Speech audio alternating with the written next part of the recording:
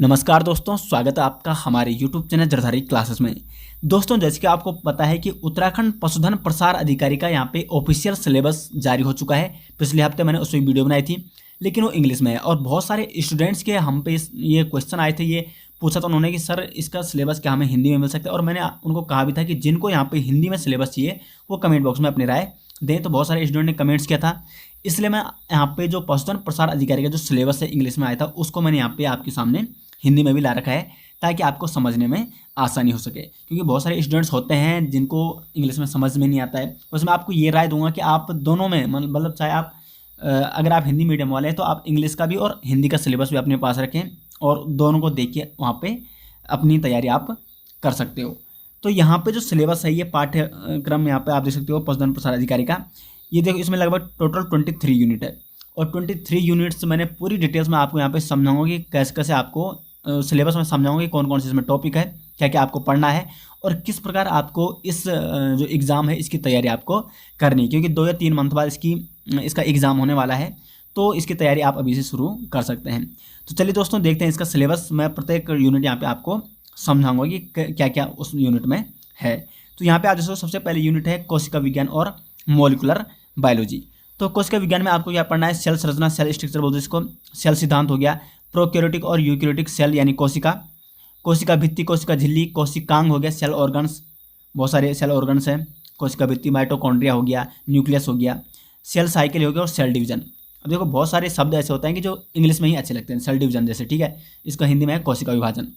तो बहुत सारे स्टूडेंट्स क्या होते हैं, मतलब पढ़ते तो इंग्लिश और हिंदी दोनों में है, लेकिन कुछ कुछ शब्द इंग्लिश में ऐसे होते हैं जो सिंपल लगते हैं, ठीक है। इसलिए मैंने वो शब्द यहाँ पे वैसे मैक्सिमम यहाँ पे हिंदी के मैंने सिलेबस यहाँ पे दे रखा है। कुछ कुछ शब्द बीच में इंग्लिश के मिल जाएंगे आपको जो सिंपल है। बाकी आपको आनुवंशिक पदार्थ, न्यूक्लिक एसिड, जो डीएनए और आरएनए होता है, डीएनए की संरचना आपको पढ़नी है, आरएनए आपको पढ़ना है, डीएनए रेप्लिकेशन आपको पढ़ना है, डीएनए फिंगरप्रिंटिंग हो गया, जीनोम हो गया, मानव जीनोम परियोजना हो गया, जेनेटिक कोड हो गया, जीन की संरचना हो गया, ऑन्कोलॉजी और प्रोटीन संश्लेषण। तो ये तो होगी फर्स्ट यूनिट। टोटली 23 यूनिट है। दूसरी जो यूनिट यहाँ पे वो है सूक्ष्म जीव विज्ञान यानी माइक्रोबायोलॉजी। माइक्रोबायोलॉजी में आपने क्या क्या पढ़ना होगा? सूक्ष्म जीवों के बारे में, जैसे बैक्टीरिया हो गया, वायरस हो गया। तो सूक्ष्म जीवों का वर्गीकरण, बैक्टीरिया हो गया, बैक्टीरिया का लाइटिक साइकिल यानी लैटिक चक्र भी आपको पढ़ना है। फिर आपको पढ़ना है विषाणु या वायरस यानी विषाणु से होने वाले रोग, बैक्टीरियोफेज आपको पढ़ना है, वायरस संक्रमण कैसे करते हैं ये आपको पढ़ना है, परिवर्तन और संयुग्मन। उसके बाद आपने ह्यूमन हेल्थ यानी मानव स्वास्थ्य के बारे में आपको स्टडी करनी है, और रोग, जो मानव को होने वाले रोग, जैसे एड्स हो गया, निमोनिया हो गया, सामान्य सर्दी जुकाम हो गया, मलेरिया हो गया, टाइफाइड हो गया, एस्केरियासिस हो गया, फिलेरियासिस हो गया, एम्बेसिस हो गया, ठीक है, अमीबियासिस, रिंगवर्म कैंसर। तो इन सभी रोगों के बारे में आपको पढ़ना है, डिटेल्स पढ़ना है, क्योंकि डीप यहाँ पे पहुँच जाएगा। ये वैसे ग्रेजुएशन लेवल का सिलेबस है, और आपको वैसे अगर आप बेसिक शुरू करना चाहते हो तो 9 से आप ग्रेजुएशन तक कर सकते हो, लेकिन अगर आपका बेसिक कॉन्सेप्ट सही है तो आपको इस सिलेबस के अकॉर्डिंग आप ग्रेजुएशन लेवल का पढ़ सकते हो, ठीक है। तो आपको बिल्कुल डीप यहाँ पे पढ़ना पड़ेगा। बाकी ये रोग है, इनके बारे में आपको पढ़ना होगा कि कैसे होते हैं, किससे होते हैं, कौन से वायरस से होते हैं, इनके कारक कौन है, कौन कौन इनको फैलाते हैं। बाकी आपको प्रतिरक्षा, ड्रग्स और एल्कोहल का दुरुपयोग और एंटीबायोटिक्स के बारे में भी पढ़ना होगा। उसके बाद थर्ड यूनिट यहाँ पे प्लांट किंगडम यानी पादप जगत, जिसमें आपको जनरल करेक्टर पढ़ने होंगे, जो क्या है प्लांट किंगडम है। जैसे शैवाल हो गया, अंतर्गत आते इसके, लाइकेन हो गया, कवक आ गया, bryophyte, pteridophytes, gymnosperm and angiosperm. इनके आपने सामान्य करेक्टर पढ़ने हैं। स्ट्रक्चर यानी संरचना आपको इसकी पढ़नी है, वर्गीकरण क्लासिफिकेशन आपको पढ़ना है, नामकरण पढ़ना है, प्रजनन और आर्थिक महत्व आपने इनका पढ़ना है। उसके बाद आता है जंतु जगत यानी एनिमल किंगडम, जिसमें आपने नामकरण पढ़ना है, जाति के बारे में बेसिक कॉन्सेप्ट पढ़ना है स्पीसीज का, और कॉर्डेट्स और नॉन कॉर्डेट्स के बारे में। क्योंकि जो एनिमल किंगडम है मुख्यतः 2 भागों में फिर सब किंगडम में डिवाइड किया गया है, कॉर्डेट्स और नॉन कॉर्डेट, ठीक है। तो इनके बारे में भी आपको क्लासिफिकेशन इनका आपको पढ़ना है। उसके बाद आता है एनाटॉमी। एनाटॉमी मतलब शारीरिकी, शरीर के बारे में आपको जानकारी लेनी है। तो फ्लोवरिंग प्लांट की शारीरिकी एनाटॉमी आपको पढ़नी है। टिश्यू हो गया, ऊतक, ठीक है, ऊतक प्रणाली, जड़, तनाव, पत्ती की शारीरिक संरचना, ठीक है, स्ट्रक्चर आपको उनका पढ़ना है।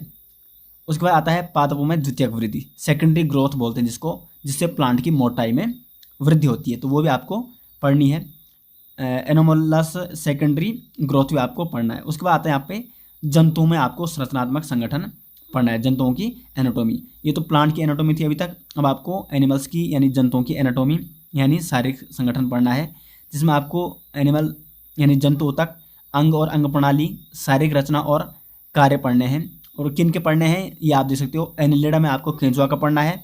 इंसेक्ट यानी आर्थ्रोपोडा आते हैं इंसेक्ट के अंतर्गत। सबसे बड़ा क्या है यहाँ पे आर्थ्रोपोडा वर्ग है एनिमल किंगडम में। तो इंसेक्ट यानी आर्थ्रोपोडा में आपको तिलचट्टा के बारे में पढ़ना है, और एम्फीबियंस यानी उभयचर में आपको मेंढक के बारे में पढ़ना है। इनके बारे में आपको ये सारी चीज़ें पढ़नी है। उसके बाद आती है छठी यूनिट है मॉर्फोलॉजी। मॉर्फोलॉजी में आपको प्लांट मॉर्फोलॉजी में आपको क्या पढ़ना है, पौधों की संरचना, जड़, तना, पत्ती, पुष्पक्रम हो गया, फूल, फल, बीज, फूलों के डायग्राम और पुष्प सूत्र आपको ये पढ़ना है। और कौन सी फैमिली के पढ़ने हैं, फेबिएसी, सोलनेसी और लिलिएसी के। तो फेबिएसी, सोलनेसी और लिलिएसी की आपको ये सारी चीज़ें पढ़नी है। यहाँ पे फूलों के बारे में, जड़ों के बारे में, तनों के बारे में, इनका पुष्प सूत्र आपको पढ़ना है। बाकी आपको एनिमल मॉर्फोलॉजी यानी जंतु मॉर्फोलॉजी में आपको क्या पढ़ना है, एनिलिडा में केंचुआ के बारे में पढ़ना है, कीट के बारे में पढ़ना है, तिलचट्टा आता है जिसमें, ठीक है। और उभयचर में आपको मेंढक के बारे में, यानी सिर्फ इन्हीं तीनों के बारे में आपको एनिमल मॉर्फोलॉजी के बारे में पढ़ना है।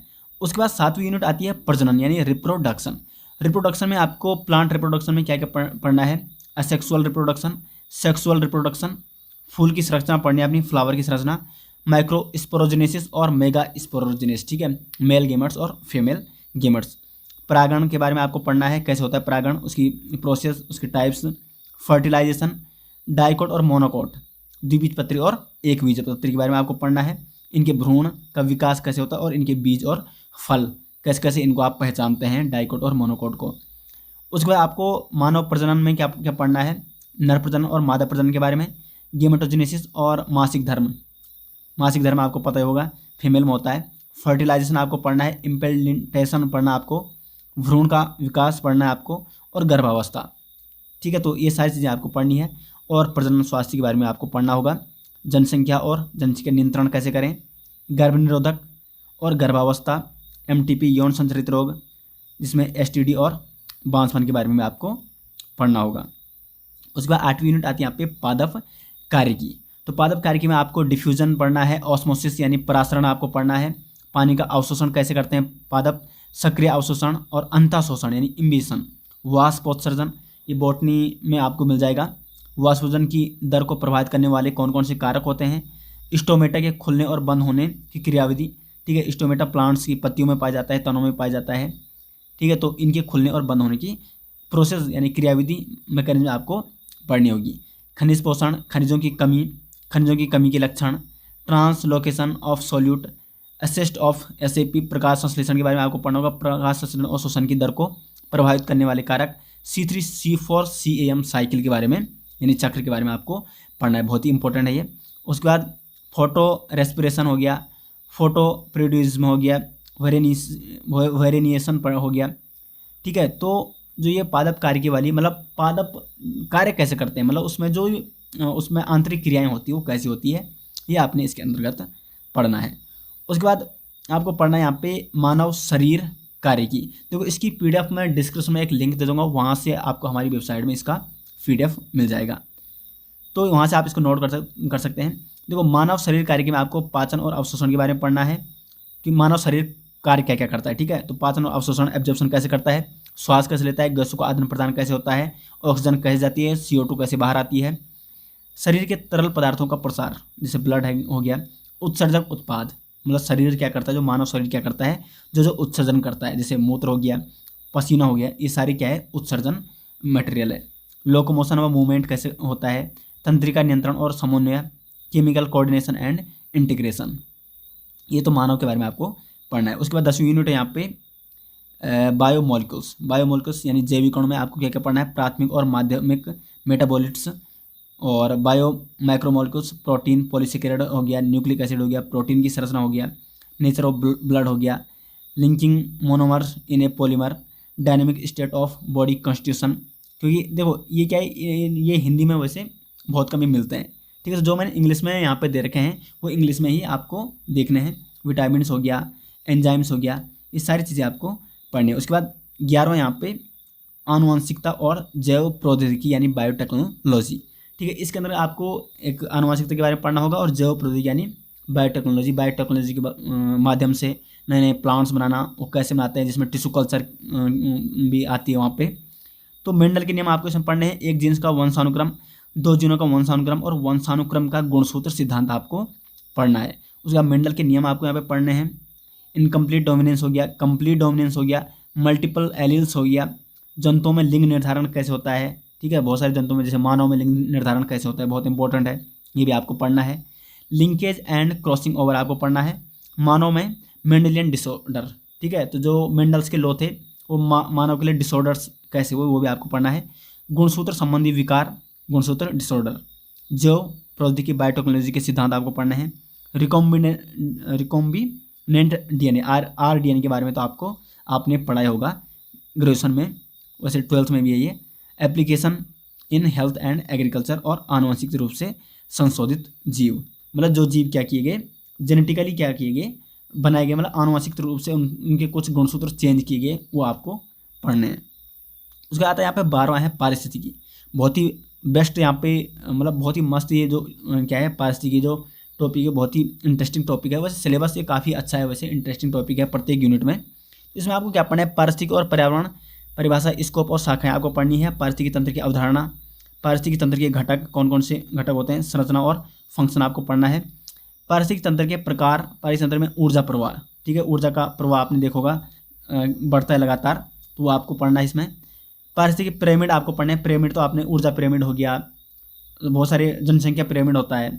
प्राथमिक और माध्यमिक उत्पादक की अवधारणा, ecotone, ecotype and edge effect और इकोसिस्टम सर्विस आपको पढ़नी है। उसके बाद 13वां यहाँ पे ऑर्गेनिज्म एंड पॉपुलेशन, यानी जीव और जनसंख्या, तो इसमें आपको जीव और उसका वातावरण पढ़ना है। मानव कल्याण में सूक्ष्म जीव, मतलब क्या क्या उसको फायदे देते हैं, घरेलू उत्पाद में इंडस्ट्रियल हो गया, सीवेज उपचार हो गया, बायोगैस उत्पादन हो गया, ये सब क्या है माइक्रोब्स, यानी सूक्ष्म जीवों के माध्यम से फ़ायदा मिलता है आदमी को, सूक्ष्म जीवों के माध्यम से ये सारे काम हो जाते हैं। बायो कंट्रोल एजेंट के रूप में सूक्ष्म जीव कार्य करते हैं, तो ये सारी चीज़ें आपको पढ़नी है।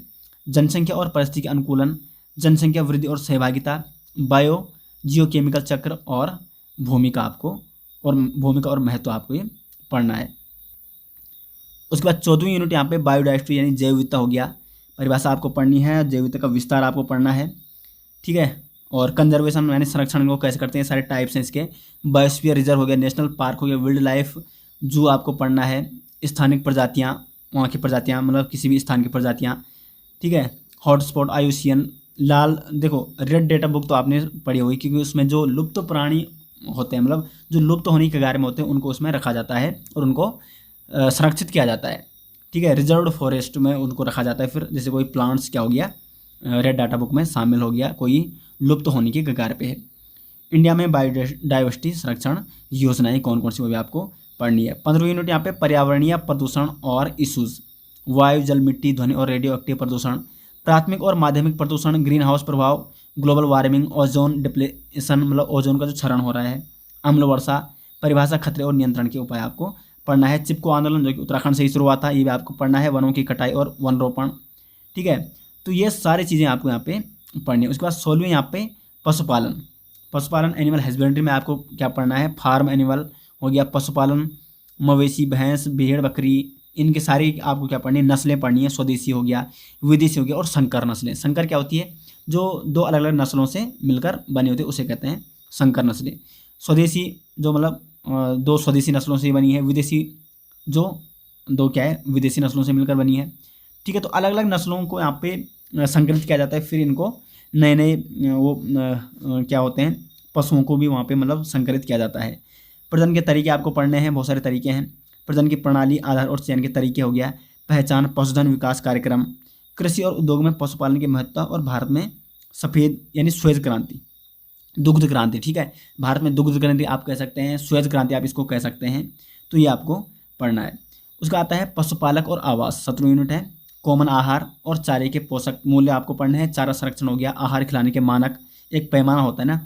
उसके बाद आपको फार्म एनिमल्स के लिए आवश्यक पोषक, मुर्गी पालन के लिए पोषण हो गया, फार्म एनिमल्स के लिए आवास, आवास के प्रकार, स्पेस रिक्वायरमेंट यानी कितना स्पेस चाहिए, रिक्वायरमेंट इन एनिमल्स हाउस के लिए कितना स्पेस वहाँ पे आवश्यक होना चाहिए, यानी स्थान, ठीक है। देखभाल और प्रबंधन कैसे करते हैं, पशु शरीर की संरचना और कार्य, दुधारू पशुओं का आवास प्रबंधन और मुर्गी पालन के आवास आपको पढ़ने यहाँ पे, दूध उत्पादन और अंडों का उत्पादन, रोग प्रबंधन और टीकाकरण, मुर्गी पालन प्रबंधन। ठीक है, तो ये आपको सारी चीज़ें पढ़नी है। उसके बाद यहाँ पे कृत्रिम निषेचन आपको 18वां यूनिट है। कृत्रिम निषेचन या इसको कृत्रिम गर्भधारण में आप कह सकते हैं, मतलब आर्टिफिशियल यानी कृत्रिम रूप से यहाँ पे, मतलब देखो यहाँ पे एक तो हो गया नेचुरल जैसे क्या हो रहा है, किसी मतलब एनिमल्स का बच्चा होता है, मतलब वो क्या करते हैं रिप्रोडक्शन करते हैं वहाँ पे। और लेकिन क्या होता है, जो आर्टिफिशियल यहाँ पे निषेचन होता है उसको आर्टिफिशियल यानी कृत्रिम रूप से कराया जाता है। तो इसमें आपको जुगाली और गैर जुगाली करने वाले पशुओं की प्रजनन और पाचन प्रणाली के बारे में आपको पढ़ना है, प्रजनन अंगों के बारे में आपको पढ़ना है, संग्रह, डायल्यूशन और पतला करना, और वीर्य का संरक्षण कैसे करते हैं। ठीक है, वीर्य का संरक्षण करते हैं, फिर उसी वीर्य से क्या करते हैं, मतलब जो अच्छी क्वालिटी का वीर्य होगा उसको सुरक्षित रखते हैं और उससे क्या करते हैं, अच्छी क्वालिटी के एनिमल्स वहाँ पे जनरेट किए जाते हैं, आर्टिफिशियली निषेचन के द्वारा पैदा किए जाते हैं। ठीक है, कृत्रिम गर्भाधान, पशु गुणवत्ता सुधार में कृत्रिम निषेचन की आपको भूमिका पढ़नी है। उसका 19वां यूनिट है यहाँ पे कृषि में आपको राष्ट्रीय अर्थव्यवस्था में कृषि की परिभाषा हो गया, स्कोप हो गया, फसल उत्पादन के सिद्धांत हो गया, जलवायु हो गया, बोने की तैयारी, सिंचाई और जल प्रबंधन, पोषण प्रबंधन, खरपतवार हो गया, पौधों की सुरक्षा, फसल प्रणाली, कटाई, थ्रेसिंग और भंडारण पढ़ना है। ठीक है, तो ये सारी चीज़ें आपको इसमें पढ़नी है। बाकी आप, मैं इसकी PDF फाइल इतनी मतलब काफ़ी बड़ी हो जाएगी, नहीं तो वीडियो PDF फाइल मैं आपको नीचे वीडियो के डिस्क्रिप्शन में दे दूँगा, या अपने टेलीग्राम चैनल में।